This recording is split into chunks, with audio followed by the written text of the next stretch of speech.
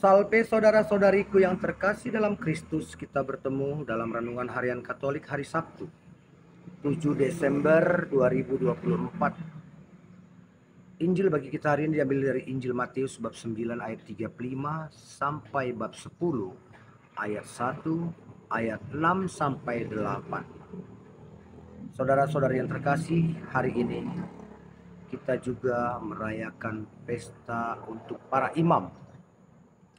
Samping itu juga kita merayakan pesta Santo Ambrosius, seorang pujangga gereja dan seorang uskup dari Milan.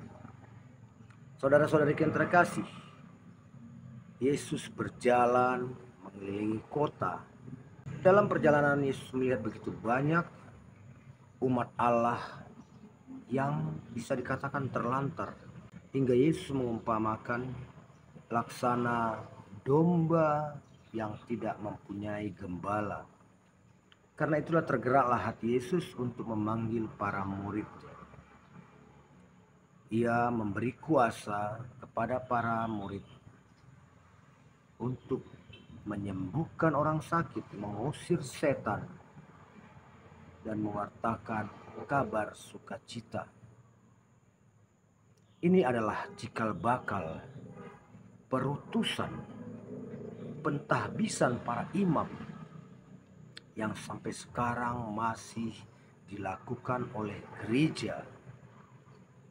Dan gereja tidak lupa akan peristiwa perutusan yang dilakukan Yesus kepada para muridnya.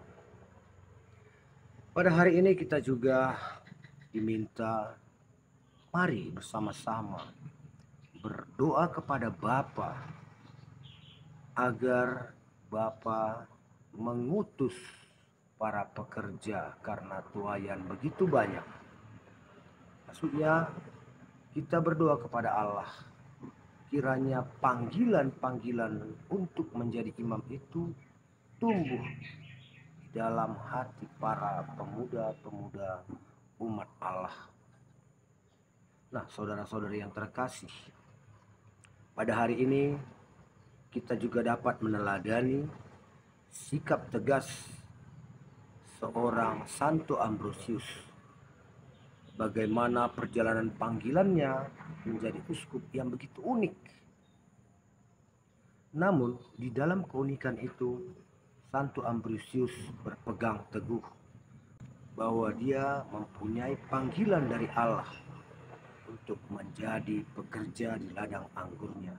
Sehingga Santo Ambrosius berkata, "Aku mengajar sambil belajar." Karena saat dia diangkat menjadi uskup, dia sama sekali belum paham hukum-hukum gereja, hukum-hukum mengajar. Itulah sebabnya Ambrosius mengatakan, "Saya mengajar sambil belajar," sebab posisi uskup adalah posisi pengajar. Dan dalam perjalanan kehidupannya, Santo Ambrosius begitu tegas. Dalam aturan gereja dia begitu tegas dan tidak bertoleransi atas suatu kebenaran. Dalam sejarahnya, Santo Ambrosius memberi teladan bagaimana dengan berani ia mengucilkan seorang kaisar yang telah melakukan pembunuhan begitu banyak. Ia mengucilkan kaisar ini dari gereja dan mengingatkan kepada kaisar itu, "Jika engkau berani mencontoh sisi buruk dari Raja Daud, maka engkau pun harus berani mencontoh pertobatan Raja Daud." Nah, inilah satu teladan bagaimana Santo Ambrosius berani dengan tegas, walaupun kepada penguasa atau pemimpin di dunia ini, ia tegas mengatakan tak ada satupun pemimpin atau penguasa yang lebih tinggi dari gereja. Artinya Santo Ambrosius mengajarkan kepada kita bahwa gerejalah otoritas tertinggi dari semua kepemimpinan. Saudara-saudara yang terkasih, di hari ini, hari pesta para imam, pesta Santo Ambrosius, kita belajar untuk patuh pada gereja. Bagaimana gereja kita percayai memimpin kita kepada jalan keselamatan. Jangan sampai kita berprinsip untuk mengubah aturan gereja untuk kesukaan kita. Tapi marilah kita berani berkorban untuk mengikuti aturan gereja. Dan pesan terakhir dari Santo Ambrosius ini adalah mari mencintai keheningan.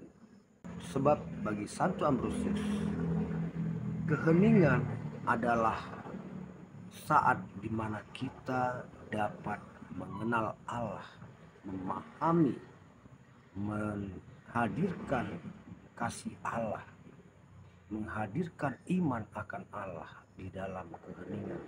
Dan di dalam keheningan kita dapat mencegah hal-hal yang merusak hati kita dan hati banyak orang. Nah, saudara-saudari yang terkasih, di masa Advent ini kita diberi teladan oleh Santo Ambrosius yang tegas dalam hukum gereja, tegas dalam kedisiplinan, mengajarkan bahwa otoritas gereja adalah otoritas tertinggi dari semua yang ada di dunia ini, sehingga gerejalah jalan yang akan menyelamatkan manusia. Semoga di masa Advent ini kita dapat meneladani Santo Ambrosius, sang pujangga gereja dan sosok imam yang disiplin untuk teguh dalam aturan gereja. Amin. Tuhan memberkati.